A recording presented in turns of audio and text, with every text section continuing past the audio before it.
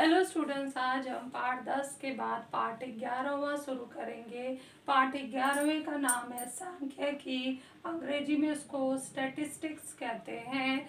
इसका ये हिंदी नाम है और ये अंग्रेजी नाम है। आज इसके बारे में हम पढ़ेंगे। ये क्या चीज़ होता है, इसका अर्थ क्या है, इसका परिभाषा क्या है, इसमें किस प्रकार के उदाहरण आते हैं, कौन कौन से सूत्रों का उपयोग होता है, ये सब बातों का हम इसमें ध्यान पूर्वक इस वीडियो में समझेंगे।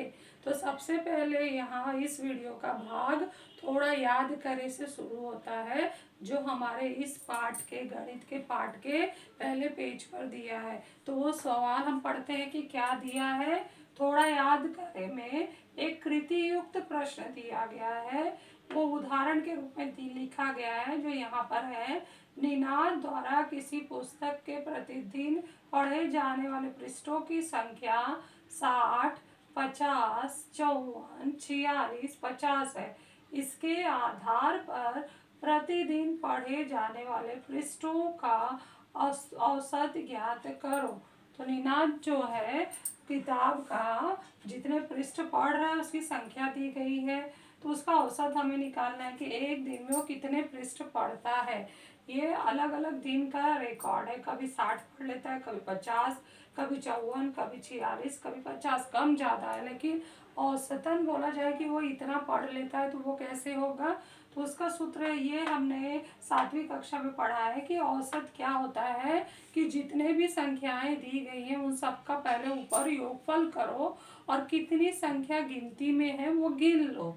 तो ये सभी पृष्ठों की संख्या का योगफल ऊपर आएगा और कुल पृष्ठों की संख्या कि ये पृष्ठ की संख्या, ये भी पृष्ठ की संख्या, ये भी पृष्ठ की संख्या, ये भी पृष्ठ की संख्या, ये भी पृष्ठ की संख्या है, तो कुल कितने पृष्ठ की संख्या है वो यहाँ लिखना है। तो अब हम जोड़ते हैं। तो 60 के बाद क्या आएगा यहाँ पर, यह बॉक्स खाली दिया है, ये कृति युक्त प्रश्न है, खाली बॉक्स दिए रहते हैं, तो इसमें सभी जो उत्तर दिए हैं सभी लाइन लिख लेने हैं, फिर बॉक्स को भरने हैं। तो हम लोग चलो भरते हैं।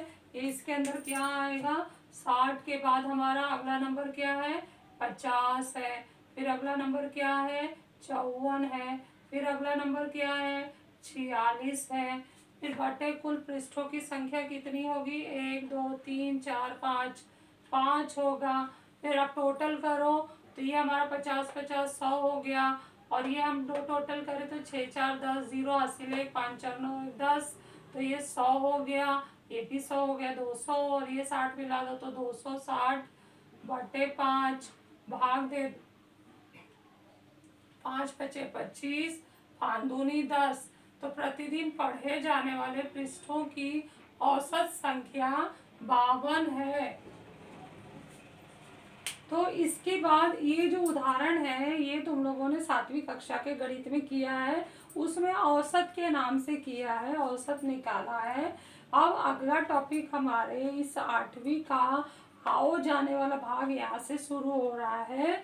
तो आओ जाने भाग में हमने पहला ही प्रश्न लिया है, पाठ के नाम 11 जो दिया है सांख्यिकी, नाम से ही पता चल रहा है संख्याएं ही होंगी इसमें। तो पहला ही आ रहा है सांख्यिकी या स्टैटिस्टिक्स का क्या अर्थ है। तो सांख्यिकी का वह अर्थ है कि गणित का वह शाखा जिसमें संख्यात्मक सूचनाओं का भंडार हो। सांख्यिकी का अर्थ है कि गणित का वह शाखा जिसमें संख्यात्मक सूचनाओं का भंडार हो, अर्थात संख्याएं ही संख्याएं दी हो और उसके बारे में कुछ पूछा गया हो, उससे निष्कर्ष निकाला जाए, तो ये सब सूचनाएं उसके अंदर दी हो, तो ये हमारा क्या कहलाता है, सांख्यिकी कहलाता है। तो ये तो अर्थ हुआ। अब नीचे चलते, सांख्यिकी का प्रॉपर परिभाषा क्या है, सही ढंग से हम कैसे परिभाषित करेंगे। तो कोई भी जानकारी कहीं का भी हम विभिन्न तकनीकी द्वारा संख्या इकट्ठा करते हैं। इकट्ठा करना तो हम क्या क्या प्रक्रियाएं करते हैं उस सांख्यिकी को, संख्यात्मक सूचनाओं को इकट्ठा करने में। तो विभिन्न तकनीकी द्वारा संख्यात्मक जानकारियों का, देखो बच्चों इस यहाँ का परिभाषा यहाँ पूरा किया गया है, यहाँ जगह नहीं है, लेकिन आप लोग इस तरह से नहीं लिखोगे, आप लोगों को एक ही लाइन में ये कंटिन्यू करना है। तो विभिन्न तकनीकी द्वारा संख्यात्मक जानकारियों का एकत्रीकरण, वर्गीकरण, प्रस्तुतिकरण, विश्लेषण और निष्कर्ष प्राप्त करना ही सांख्यिकी कहलाता है। अर्थात हमारे पास किसी तकनीकी द्वारा हमने विस्तृत जानकारी संख्याओं को ले ली है, तो उसके बाद हम क्या क्या प्रक्रिया करते हैं, उसका एकत्रीकरण करते हैं, वर्गीकरण करते हैं, प्रस्तुतिकरण करते हैं, विश्लेषण करते हैं और जो निष्कर्ष अंत में निकालते हैं वही कहलाता है सांख्यिकी। तो ये सांख्यिकी में ये जो 1 2 3 4 5 जो शब्द है, पांच शब्द बहुत ही महत्वपूर्ण है। अगर सांख्यिकी का परिभाषा बोलना है तो इस तरह से बताना है कि विभिन्न तकनीकी द्वारा संख्यात्मक जानकारी का एकत्रीकरण, प्रस्तुतिकरण, विश्लेषण, वर्गीकरण और निष्कर्ष प्राप्त करना ही सांख्यिकी कहलाता है। तो ये बहुत ही महत्वपूर्ण परिभाषा है। और बच्चों देखो, हर क्वेश्चन के ऊपर ओरल शब्द लिखा गया है, तो कौन कौन से प्रश्न ओरल देने हैं तो वो तुम इस वीडियोस को देखकर पहचान सकते हो। तो बार बार मुझसे पूछने की जरूरत नहीं होगी कि क्या ओरल देना है, मैंने हर क्वेश्चन पे ओरल शब्द लिख दिया है। तो ये भी हमारा ओरल हो गया, पहला भी ओरल हो गया। तीसरा जो आ रहा है कि आंकड़े किसे कहते हैं, तो दी गई संख्यात्मक जानकारी में अंकों के रूप में व्यक्त की गई सूचना आंकड़े कहलाते हैं। यानी जो भी संख्या, अभी ये छोटी सी जानकारी यहाँ पर है 60 50 54 46 50, ये जो भी जानकारी है ये संख्यात्मक जानकारी है, पृष्ठों की संख्या का जो निनाद रोज पढ़ता है हर दिन। तो ये जो संख्या है इसको संख्या न बोलकर संख्यात्मक जानकारी या सांख्यिकी में उस प्रत्येक अंक को क्या कहेंगे, आंकड़ा। तो संख्यात्मक जानकारी में अंकों के रूप में व्यक्त की गई सूचना होती है, वह सूचना वो हमें दे रहा है अंकों के रूप में व्यक्त की गई सूचना आंकड़ा कहलाता है। अंग्रेजी में उसको डेटा कहते हैं। नेक्स्ट है, अभी इसी आंकड़ों का एग्जाम्पल दिया है कि किस रूप में हम आंकड़े इकट्ठा करते हैं, क्योंकि ये गणित का बहुत ही महत्वपूर्ण शाखा है। बहुत सारी जानकारियाँ, कैलकुलेशन इसी से होता है। तो पहला एग्जाम्पल दे रहा है जनसंख्या संबंधी आंकड़े। तो ये बहुत ही इम्पोर्टेंट उदाहरण है कि भारत देश की जनसंख्या प्रति वर्ष कितनी बढ़ रही है, उसकी जानकारी इन आंकड़ों की सहायता से पता चलती है।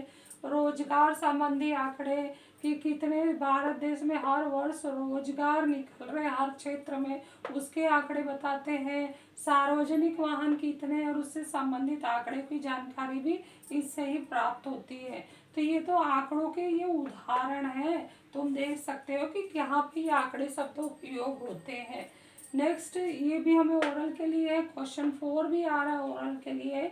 कौन से आंकड़े सांख्यिकी नहीं होते हैं और कौन से आंकड़े सांख्यिकी होते हैं। 2 प्रश्न आ रहे हैं आंकड़ों के ऊपर कि आंकड़े तो कई प्रकार के शब्द या संख्या के रूप में जानकारी दी जाती है हर सवाल में, तो किस संख्या को या किस आंकड़े को हमें सांख्यिकी बोलना है और किस आंकड़े को सांख्यिकी नहीं बोलना है। या अंग्रेजी में कहें कि data which are not statistics और डेटा विच आर स्टैटिस्टिक्स। तो वो पहले हम देखते हैं कि कौन से आंकड़े सांख्यिकी नहीं होते हैं। जैसे एग्जाम्पल के रूप में श्याम को जेब खर्च 500 रुपये हर महीने मिलता है। तो इस तरह का जो उदाहरण होगा तो ये सांख्यिकी का नहीं माना जाता है। या जैसे कोई प्राणी है, गाय की कितनी टांगे हैं, 4 टांगे हैं या 4 पैर हैं, तो ऐसा कोई वाक्य अगर संख्या बता रहा है तो यह सांख्यिकी में नहीं गिना जाता है। या एक कार 100 किलोमीटर, किमी लिखा है, किलोमीटर इसका पूरा नाम, किलोमीटर बटे या प्रति पढ़ते हैं इसको, किलोमीटर प्रति घंटे चलती है। तो इस प्रकार के जो उदाहरण होंगे ना ये हमारे सांख्यिकी से नहीं संबंधित है तो इसमें संख्या दिया है, किसी चीज की जानकारी ही दे रही है, किसी चीज का सूचना ही दे रहा है, तो ये संख्यात्मक सूचना भले ही आंकड़ा है लेकिन ये आंकड़ा सांख्यिकी का नहीं है। तो ये हमारे 3 उदाहरण हो गए। ऐसे और भी उदाहरण होंगे, तो ये तुम्हें पहचानने के लिए दिया गया है कि इस तरह के सवाल आए तो हमें उसे सांख्यिकी में नहीं गिनना है।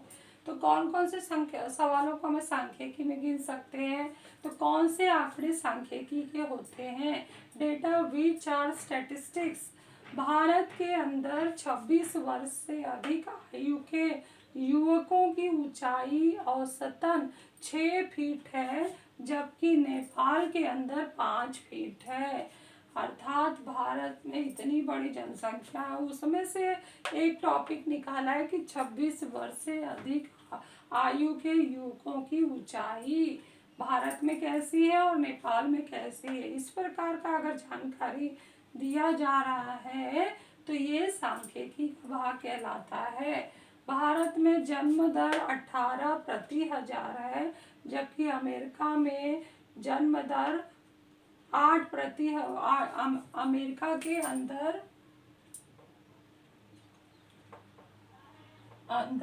8 प्रति हजार है। तो इस तरह से जो आंकड़े दिए जाते हैं ये सांख्यिकी में गिने जाते हैं। तीसरा उदाहरण, पिछले 10 वर्षों में भारत ने क्रिकेट के 60 टेस्ट मैच जीते हैं तथा 50 हारे हैं। यानी पिछले 10 वर्षों में जो भारत का टेस्ट मैच का खेलने का रिकॉर्ड देखा जाए तो उसमें 60 जीते हैं, 50 हारे हैं। ऐसे सब संख्याएं आए पूरे बड़े पैमाने पर, ये छोटे पैमाने पर है किसी एक को लेकर, जैसे श्याम एक लड़का उसके लिए, गाय एक प्राणी है, एक कार, ये एक से संबंधित है और यहाँ ढेर सारे लोगों से संबंधित है। 26 वर्ष से आयु के युवक तो भारत में कई लाखों करोड़ों होंगे, तो उससे संबंधित है। यहाँ भारत और अमेरिका की तुलना की जा रही है तो वहाँ पर भी लाखों करोड़ों का बात हो रहा है और यहाँ पर भी ये जो पिछले 10 वर्षों का रिकॉर्ड है तो ये भी बड़े पैमाने पर ही हो रहा है। तो इसलिए ऐसे उदाहरण हमारे सांख्यिकी के कहलाते हैं। अब बच्चों हम ये भी एक हमारा ओरल का हो गया, अभी ये क्वेश्चन 6वां चल रहा है, ये भी हमारा ओरल का उदाहरण है, लेकिन ये बहुत ही महत्वपूर्ण है। क्यों महत्वपूर्ण है? क्योंकि इसके बाद ये पढ़ने के बाद हमें सवालों को शुरू करना है इसी पर आधारित। ये जो हम पढ़े हैं ना, ये सब क्वेश्चन आंसर ये हमें अरे जानकारी के लिए, और जानकारी अभी लेना बहुत ज़रूरी है क्योंकि जो सांख्यिकी का भाग है ना, ये आपको कक्षा 9वीं कक्षा 10वीं में भी मिलेगा और आगे कोई भी कॉम्पिटिटिव एग्ज़ाम में दोगे तो वहाँ पर ये जो मीन शब्द है, माध्य मीन शब्द का बहुत उपयोग होता है और सूत्रों का भी उपयोग होता है सवाल हल करने के लिए। तो इसलिए ये सूत्र बहुत ही महत्वपूर्ण है और ये जानकारी लेना भी बहुत ही महत्वपूर्ण है। तो माध्य किसे कहते हैं? माध्य है संख्यात्मक जानकारियों का औसत का माध्य कहलाता है। तो यानी जो हम औसत से शुरू किए थे 8वीं में भी हम पुनः औसत ही निकाल रहे हैं, लेकिन उसका एक लिखने का नया तरीका है और उसका जो कहने का बोलने का ढंग है कि औसत को अब हम माध्य कहते हैं, अंग्रेजी में उसको मीन कहते हैं। तो माध्य का सूत्र क्या आया? कुल संख्याओं का योग बटे कुल संख्या, ये हमारा शाब्दिक सूत्र हो गया। और अगर हम सांकेतिक लिखना चाहें तो माध्य को दर्शाते हैं x बार, x लिखेंगे कैपिटल X बार बराबर ये जो सोया हुआ W है वो कहला रहा है सिग्मा, ग्रीक अक्षर है, लेटा हुआ W मान लो या लेटा हुआ M मान लो, तो ये सिग्मा हो गया, सिग्मा F1 गुणे X1। लेकिन सिग्मा का अर्थ क्या होता है? टोटल या कुल योग या सम ऑफ। तो सम ऑफ F1 X1, सम मतलब जोड़ना होता है, टोटल मतलब जोड़ना होता है, योग मतलब जोड़ना होता है और सिग्मा मतलब जोड़ना ही होता है। तो सिग्मा F1 X1 बाटे कैपिटल N, N मतलब कुल आंकड़ों की संख्या जो जानकारी दी गई है। तो माध्य हो गया औसत की तरह ही है, कुल संख्याओं का योग लो बटे कुल संख्या करो, कुल संख्याओं का योग बटे कुल संख्या। तो ये तो हम औसत में भी देखे थे। औसत का नया नाम माध्य हो गया, सूत्र वही है ये शब्दों में। फिर इसको संकेत में हमने बदल दिया, एक्स बार बराबर सिग्मा F1 x1 बटे हम क्या लिखेंगे, कैपिटल N। लेकिन यहाँ F1 और x1 लिखते समय स्मॉल लेटर का उपयोग करना है, F भी स्मॉल लेटर और x भी स्मॉल लेटर, और उसे 1 लगा देना है। अब एक एक का मान हमने नाम यहाँ लिखा है, जहाँ x बार, उसको पढ़ते हैं x बार का मतलब है माध्य, और F1 का मतलब है, F मतलब फ्रीक्वेंसी, कौन सी संख्या कितनी बार आ रही है, बार बार आ रही है, बार बार आना बारंबारता कहलाता है। तो F को हम बोलते हैं बारंबारता। F1 हो गया बारंबारता, और x1 हो गए हमारे आंकड़े। सवाल में जितने भी आंकड़े दिए हैं, ये जो जितने भी आंकड़े दिए हैं ना, उसको आगे चल के हम x1 से दर्शाएंगे। आंकड़े मतलब x1, बारंबारता मतलब F1, माध्य मतलब x बार, और n क्या हुआ, कुल आंकड़ों की संख्या। n जो है कुल आंकड़ों की संख्या। तो और सिग्मा, और जो ये लेटा हुआ W है उसको हम कहते हैं सिग्मा, और इसका 3 अर्थ है, सम ऑफ या टोटल या कुल, कोई भी बोल सकते हो। उसका उच्चारण सिग्मा है, जैसे यहाँ पे उच्चारण x बार है। ठीक है बच्चों, तो ये सूत्र तुम लोगों को याद कर लेना है, ये भी हमारा ओरल में है। तो यहाँ लिखा है क्वेश्चन 1 to क्वेश्चन 6 सभी ओरल टेस्ट देना है आपको। ये 6 प्रश्नों को अच्छे से याद करना है, और इसका ऑडियो ओरल बनाकर इस हफ्ते मुझे भेजना है। ये जब सूत्र याद कर लोगे और ओरल दे दोगे, तो फेयर नोटबुक में पेज 68 और 69 पर 2 उदाहरण दिए हैं, आप लोगों को ध्यान से पढ़ना है और उसको अच्छे से लिखना है। ध्यान से समझकर लिखो उदाहरण को। अगले फिर इस हफ्ते के बाद हम अगले हफ्ते करेंगे सवाल हम 11.1 का। ठीक है, तो ये ध्यान से वीडियो को एक बार और सुनो, समझो, फेयर नोटबुक में अच्छे से लिखो। ये बहुत नई जानकारी है, सांख्यिकी स्टैटिस्टिक्स बहुत ही इम्पोर्टेंट भी है 9वीं 10वीं और कॉम्पिटिटिव एग्ज़ाम के लिए। इसलिए अच्छे से लिख कर इसको याद करना बहुत ही ज़रूरी है। Thank you.